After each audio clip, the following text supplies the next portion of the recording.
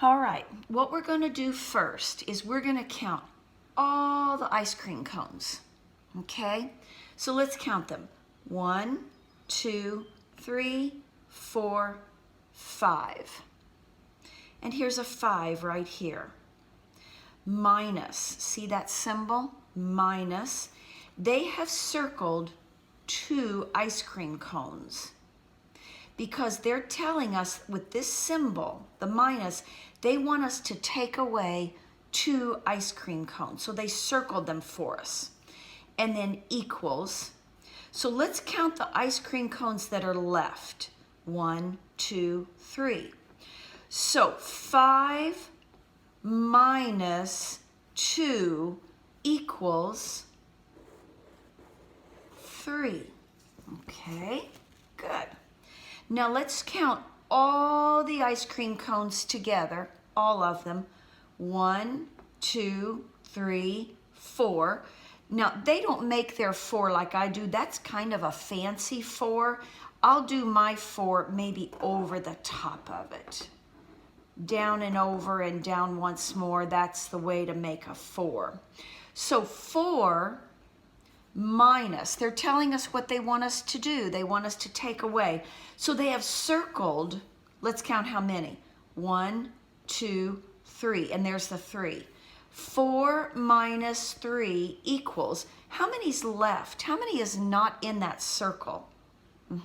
1. Very good. 4 minus 3 equals 1. Now these are ice cream bars. I'm really getting hungry. Good thing I had my breakfast already. Let's count them all. 1, 2, 3, 4, 5, 6. And here's the 6. Now they're telling us this is our instruction. That's why you got to know the name of this and what it does. They want us to take away, oh, there's another one of those fancy 4s, boys and girls. Let me fix that. They want us to take away 4. They've already circled them for us. 1, 2, 3, 4. So how many are left? 2. So 6 minus 4 equals 2. All right, this is our last one. Let's count all the ice cream cones first. 1, 2, 3, 4, 5, 6, 7. And there's the 7. Minus, there's our instruction, what they want us to do. They want us to take away how many? Yes, so they circled 3 for us. Now let's count how many are left, the ones that are not in the circle. 1, 2, 3, 4. So 7 minus 3 equals 4. Very nice, very nice. So that is called subtraction. That's a grown-up word. Subtraction, it means take away. Okay, just like we did here. We took away those that were in the circle. I like that. Very good. Okay, let me put this off to the side. And today's the last day for our letter W. So let's do this. This is called the sky. This is the fence. And this is the ground. All right. When we make the uppercase W, it's 4 strokes. We start at the sky. You must start at the sky. We go down to the ground at an angle, up to the sky, down to the ground, up to the sky. That is an A-B pattern also. Down, up, down, up. How about that? Now let's do the lowercase. You must start at the fence. Do not start at the ground. We go down, up, down, up. Awesome, awesome. And I hope my two Wyatts in my afternoon class, Wyatt G and Wyatt S, maybe you got to do something special. In the classroom like we do, you get to line up first, right? Or you get to pass the napkins out at snack. So I hope you got to do something special because your name, your first name started with the W, the uppercase W. And remember our action, you've got a scrub brush. You're gonna go wah, wah, wah, wah, like you're Mrs. Wishy-Washy and you're scrubbing those farm animals. Okay, let's get us moved over here. Remember I told you I'm sitting at my piano bench. I don't play the piano. My boys took lessons, and so we still have the piano. I like it. Holds pictures for me, and now this is perfect where I can do this with you. Okay, this is the last day for the Ed rhyme family, and after this, we're not going to do any more rhyme families. You can just review, which is like a rerun for you, review the other rhyme families, okay? So this is ed, ed, bed. Notice how I'm sounding out the very first letter all by itself. I'm saying b, and then I'm saying ed, and then I'm saying them together, bed. F, ed, fed. I fed my kitties this morning. L, ed, led, led. Wyatt G or Wyatt S would have led us out of the room because their first name starts with a W and they got to be our line leader. So they led us out of the room. Ed, red. Sl. Now this is a special word. It's got two letters that we make it sound like it's got one. Sl, sl, sl, ed, sled.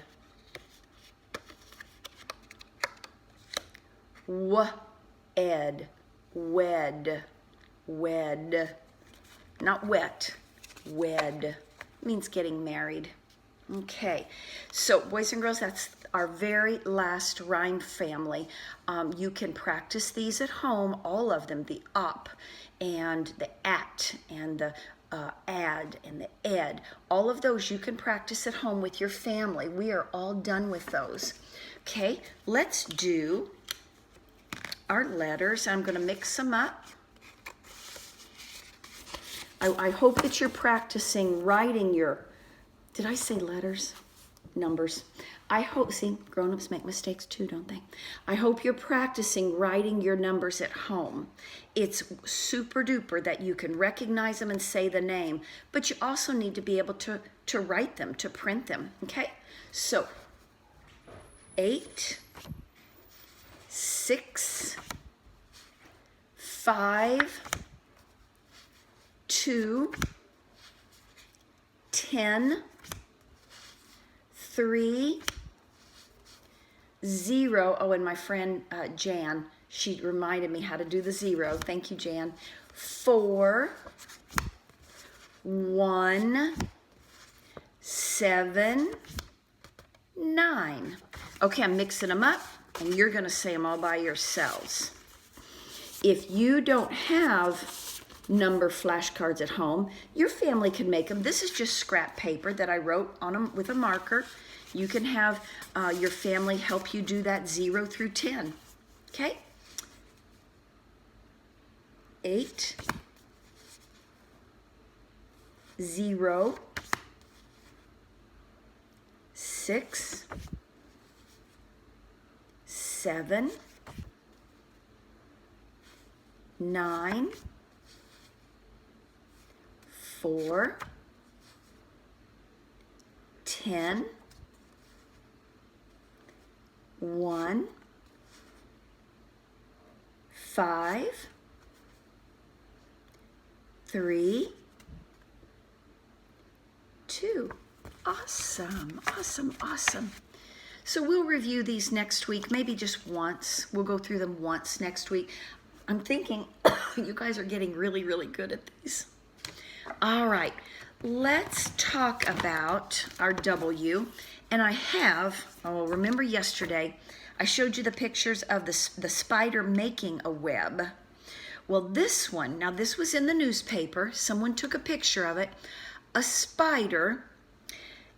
Can you see the web coming out of the back of him? And there's something that has gotten caught in his web. I'm not for sure what it is. It's an insect of some sort. And it's gotten caught in the web because the web is sticky to the other insects. So the spider's not ready to eat it yet. He's going to save it, put it in a Ziploc bag. But his Ziploc bag is the web. So look, he's wrapping it up. Isn't that an awesome picture? This is nature, boys and girls. This is how we can go to the grocery store and get our food, right? This is how a spider gets his food. Isn't that awesome? It's a miracle, really. I think God told the spiders how they are to get their food, and God gave the spider a way to make a web to catch its food, because it can't go to the grocery store. No, I don't want spiders in my grocery store. And it also God gave the spider a way to be able to walk around on its web. Do you remember? It oozes oil around its mouth, and it rubs its 8 feet in the oil so it can just walk on its web. But if another insect gets in there, it gets caught. And so this spider is just wrapping it up, saving it for later. I love that picture. Someone took that with their camera, and they caught it at just the right moment to see that web being spun. Isn't that awesome? That is an awesome picture. That's why I saved it. I'm always looking for really, really great pictures. Now, spiders and their webs. Different kinds of spiders make different web shapes. Some spiders do not make webs at all. Which spider makes which web below? Follow the silk threads to find out. Let me get my red marker here. Okay. See, I want to see how this shows up. Yeah, I think, let's see, maybe red? Yeah. Okay, I'll use the red end. Now, boys and girls, this is called a garden spider. This one right here. Now, what they want us to do is follow the thread that's coming from it and find the kind of web it makes. It makes that kind of web. Now, I have a lot of these around my house. It kind of looks like a tornado. It's wide up here. Oh, let's see. Let me use my hands. It's wide at the top of the web, and then it goes down like that. And it is a very cool web.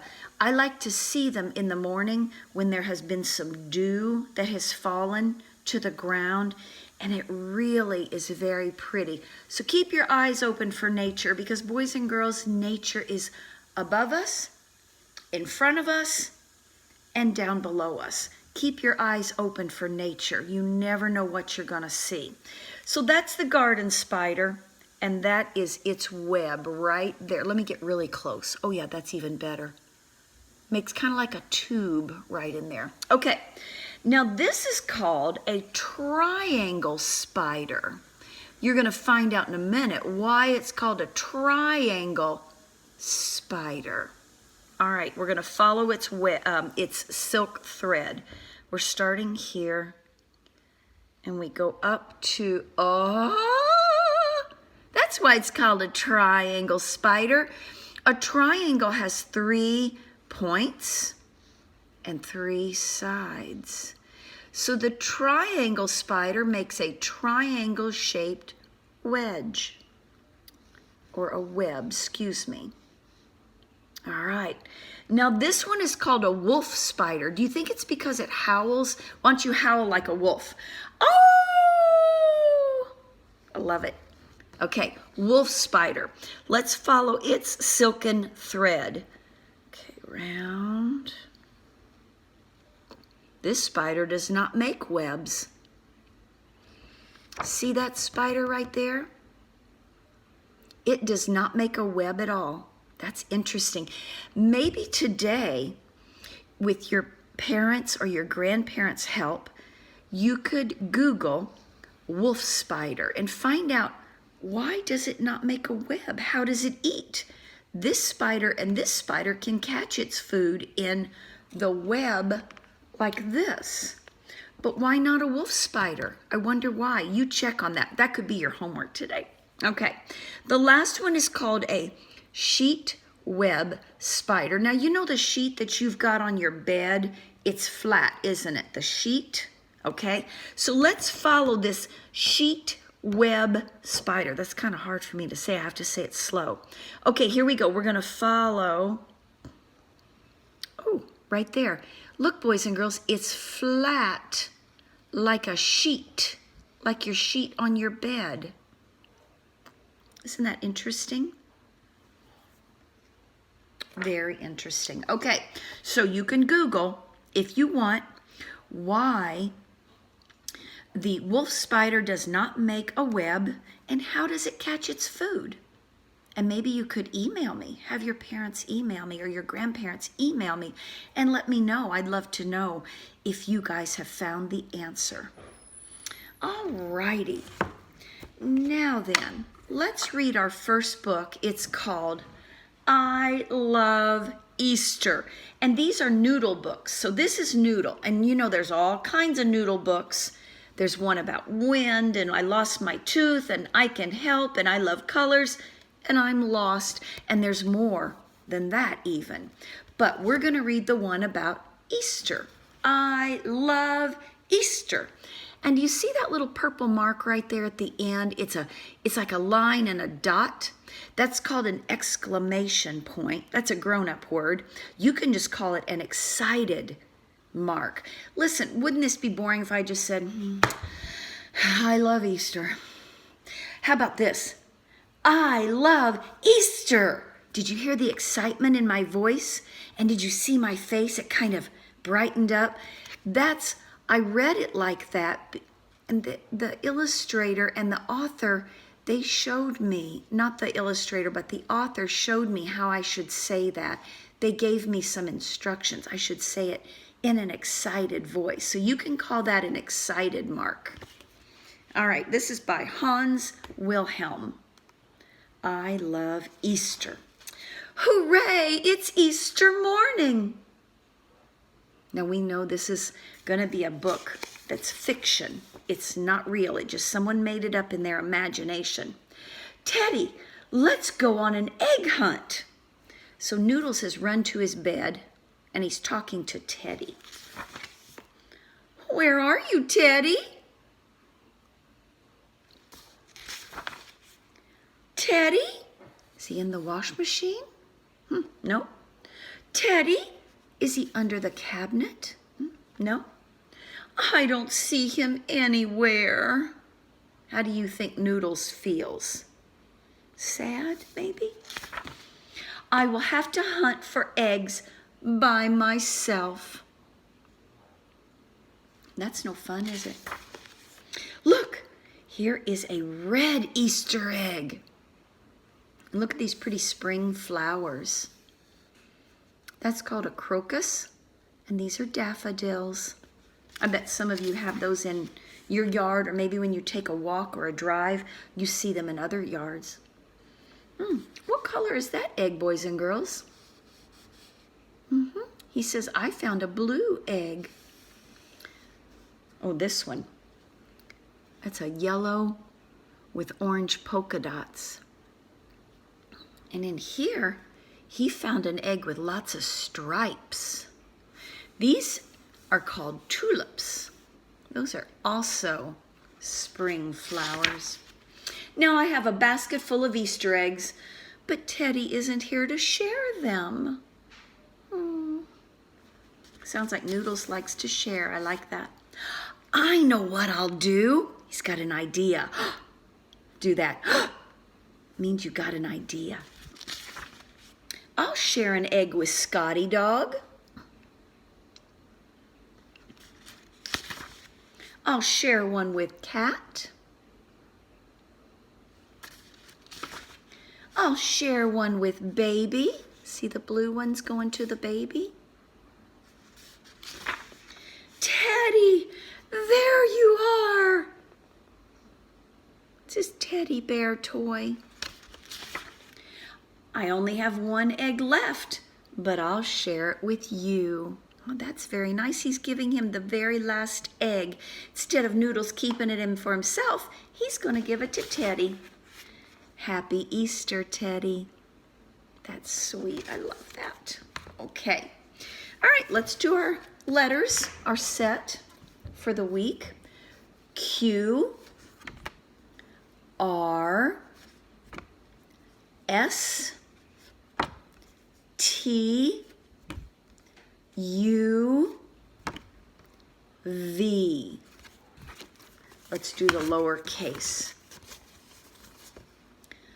Q. Now remember that little line goes down and the hook goes behind it. It goes back behind. So if that were a ball and that ball dropped, could the hook catch it? No, because it's back behind. So that is a Q. R, S, T, U, V. Good. Let me mix them up. We'll do the uppercase first. Okay, here we go. U, V, Q, T, R, S. Okay, let me mix them up. Now we'll do the lowercase.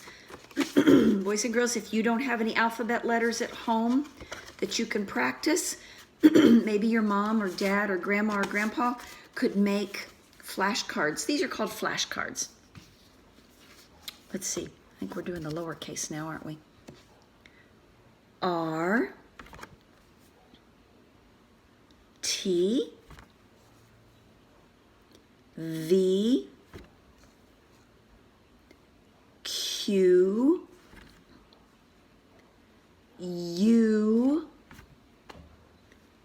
S. Awesome, awesome, awesome. Okay, now then, our last book today is The Grand Easter Day. Grand means wonderful, okay? Now, in the story, you get to help me read this. And it's a repeating line. Let me tell you what the repeating line is. That grand Easter day. So let's practice it. That grand Easter day. Now we know that Easter is coming up. It's not today, it's not tomorrow, but it's the next day, Easter. And that was an important day in the life of Jesus. Okay? So the title of the story is That Grand Easter Day, written by Jill Roman Lord, illustrated by Alyssa Trunfio. Trunfio, that's an interesting last name. All right. Now this is just the beginning of it's not part of the story, but it's an introduction to the story. For God so loved the world that he gave his one and only Son, that whoever believes in him shall not perish, but have eternal life. And you would find that in the Bible, in the book of John, chapter 3, verse 16. That's a beautiful, beautiful verse. All right. So this is the beginning of the story. This is the place where Jesus first lay before he arose on that grand Easter day. Good, I'm glad you're reading with me. And this is the stone. See that big round stone? It's huge.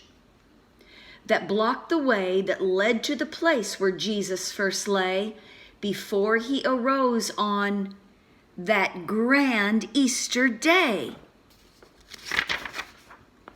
This is the man, quite grumpy with gloom, who stood with his sword in front of the tomb and guarded the stone that blocked the way that led to the place where Jesus first lay before he arose on that grand Easter day. And there's an excited mark at the end of it. So when we say it, let's say it with excitement in our voice and in our face. He's a soldier. That's what soldiers used to look like back in Jesus's time. This is the bunny that munched on a bloom next to the man quite grumpy with gloom, who guarded that stone that blocked the way that led to the place where Jesus first lay before he arose on that grand Easter day. Good. So here's the tomb, and he's guarding the tomb so no one can get in there. These are the ladies with spices and perfume to pour over Jesus who lay in the tomb. They strolled past the bunny that munched on a bloom next to the man, quite grumpy with gloom, who guarded the stone that blocked the way that led to the place where Jesus first lay before he arose on that grand Easter day. How do they look? Look at their faces. Do they look sad? They do, because their friend Jesus died. This is the angel in radiant light. Do you see all that beautiful bright light? Now remember, some angels visited the shepherds on the night that Jesus was born, and there was a great light in the middle of the nighttime. And the angel said, he's not here. There's no need for fright. So don't be afraid. To the ladies who carried their spice and perfume. So now the big stone has been rolled away. There's the opening to the tomb. And the angel, bright with light, said, don't be afraid. He's not here. It's okay. That would be kind of scary, wouldn't it, to see all that light? But it startled the man who fled with a zoom, leaving the bunny that munched on a bloom alone by the stone that was now rolled away, revealing the place where Jesus first lay before he arose on that grand Easter day. So the Roman soldier that was guarding the tomb, he ran. He was scared. He was scared. Now the ladies, they ran to tell other people in the city. These are the disciples who heard the good news, then raced to the site with no time to lose. So the women, they went and they said, the stone has been rolled away from the tomb, and a great angel full of beautiful white light said, don't be afraid, he's not here.